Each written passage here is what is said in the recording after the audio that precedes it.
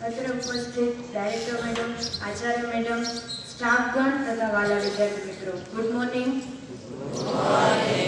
आज मारो विषय है गीताजीना श्लोक अध्याय 4 श्लोक 16 થી 18। श्लोक 16 किम कर्मेति कवयोप्यत्र मोहिताः तत्रे कर्म प्रवक्ष्यामि यज्ञात्वा मोक्षेशे शुभातः। कर्म શું છે અને અકર્મ શું છે એનો નિર્ણય કરવામાં બુદ્ધિશાળી પુરુષો પણ મોહિત થઈ જાય છે। માટે તે કર્મ તત્વ હું અને સમ્યક રીતે સમજાવીને કહું છું, જેને જાણીને તું અશુદ્ધિ એટલે કે કર્મ બંધનમાંથી મુક્ત થઈ જાય।